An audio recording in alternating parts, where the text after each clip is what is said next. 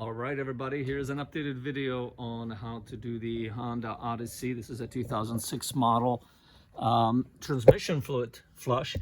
It's a really easy job. Looking at it from the driver's side,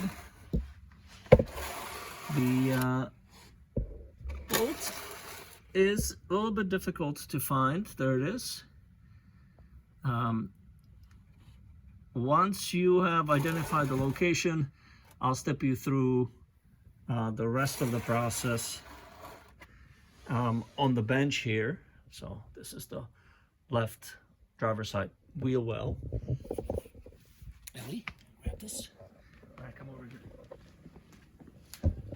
Yeah. So in order for you to get the bolt released, you're just gonna need your 3/8 wrench, and it just attaches on it like so.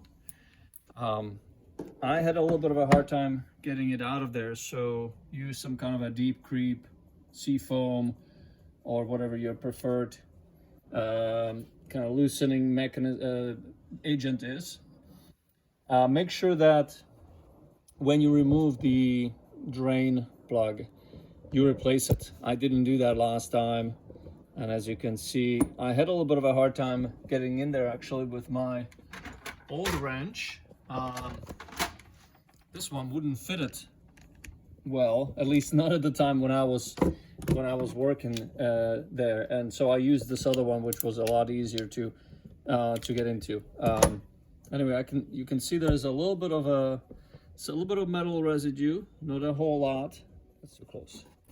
So nothing that we need to do anything about. This car has about 220,000 miles, so I'm gonna run it until it runs no more and then just give it a new transmission. Make sure that you're using the genuine Honda automatic transmission fluid, ATF DW1. They're fairly inexpensive. I have a car parts sheet list here. So you can see that the fluid is about $14 each. Was discounted to 10 bucks. I got 4 of those, so 40 bucks. And then the washer and the drain plug, $5. So this is what you need. So you've got the part numbers right there. And then the last thing I wanted to show you, in order to refill it, here, let's go take a quick look. The easiest way to refill it is if you look where the drain plug is. Let's see, right down there.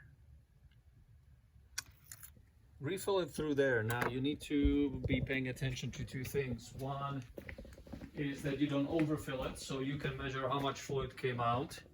I believe that the Honda takes 3.5 quarts, so I'll double check that. I should have checked it before I made the video. And then the other thing, you're gonna need some kind of a spigot that fits in there. So I had to jimmy this together. This was too loose here, so I wrapped some tape around the neck of this, inserted it in, and then taped it. And then I put some zip ties around it, which make it nice and tight. So once you've done that, make sure you put the plug back in, and then refill with the Honda preferred fluid. That's it. Hope that was helpful.